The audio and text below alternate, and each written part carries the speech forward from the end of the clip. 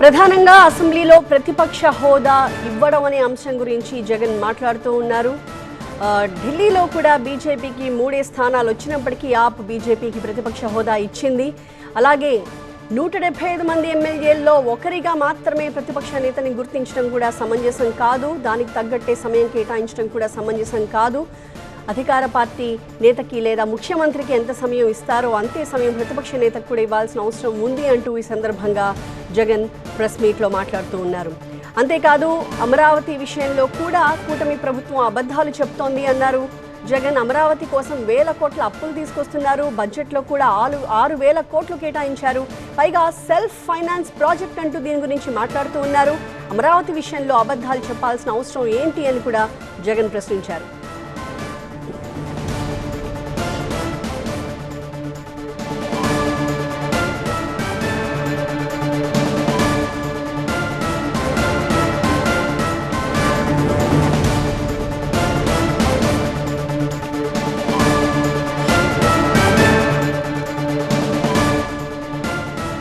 So అది Jagan version. ఇంకొక వైపు స్పీకర్ అయ్యన్న పాత్రుడు అసెంబ్లీలో ఒక రూలింగ్ని తీసుకొచ్చారు.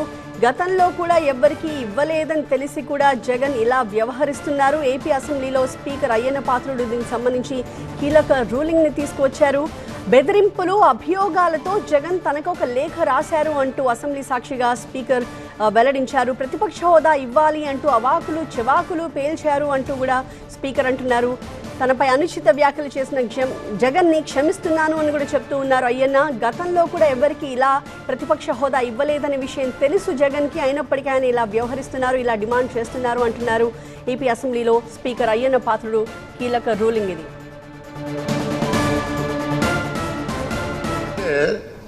175 మంది సభ్యులున్న నేటి ఆంధ్రప్రదేశ్ శాసనసభ అతిపెద్ద ప్రతిపక్ష పార్టీకి కనీసం 18 మంది సభ్యులుంటే తప్ప ప్రతిపక్ష నాయకుడి హోదా రాదని అందరికీ అర్థమవుతుంది. ఈ నిబంధనలు సాంప్రదాయాలు ఉదాహరణలో జగన్మోహన్ రెడ్డికి తెలియదని చాలామంది అనుకుంటున్నారు, కానీ తప్పు తెలుసు.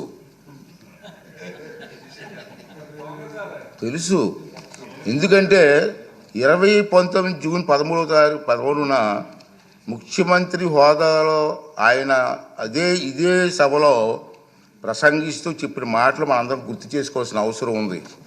చంద్రబాబు నాయుడు గారికి 23 మంది శాసనసభ్యులు ఉన్నారు, ఒక 5 కానీ రాగేస్తే ఆయనకు 18 మంది కూడా ఉండరేమో, ఈ హోదా 17 మంది ఉంటారు, అప్పుడు ఆయన ప్రతిపక్ష నాయకుడు స్టేటస్ కూడా ఉండదని చెప్పి ఇదే జగన్మోహన్ రెడ్డి గారు ఈ హౌస్లో మాట్లాడిన సంగతి మీ అందరికీ తెలుసు. సో అది అసెంబ్లీలో స్పీకర్ తీసుకొచ్చిన రూలింగ్. జగన్ తనకు రాసిన లేఖలో ప్రస్తావించిన అంశాలు, ముఖ్యంగా ప్రతిపక్ష హోదా ఇవ్వాలి అంటూ ఆయన అందులో అవాకులు చెవాకులు పేలారు అంటూ స్పీకర్ అసెంబ్లీ సాక్షిగా వెల్లడించారు. అయితే దానికి వైఎస్ జగన్ తాజాగా ప్రెస్ మీట్ ద్వారా కౌంటర్ ఇస్తూ ఉన్నారు. 175 మందిలో ఒక ఎమ్మెల్యేకి ఇచ్చిన సమయం మాత్రమే తనకు కూడా ఇస్తాను అంటే అది ఎలా కుదురుతుంది?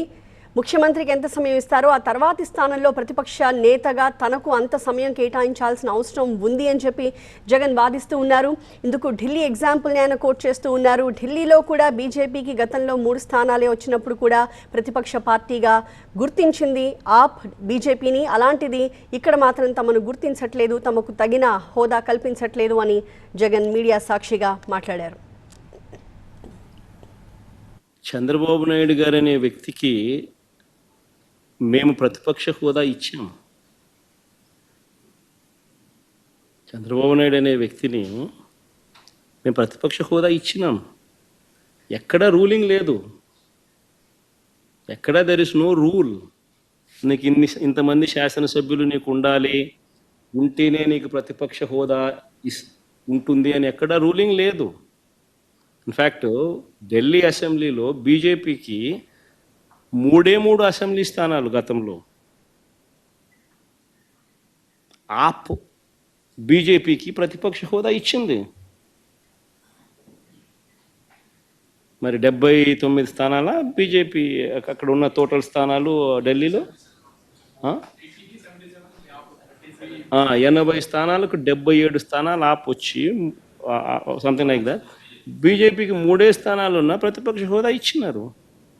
సిమిలర్లీ మేము కూడా తెలుగుదేశం పార్టీకి మేము కూడా 5 మంది శాసనసభ్యులు తెలుగుదేశం పార్టీ నుంచి పక్కన కూర్చుంటామన్నారు.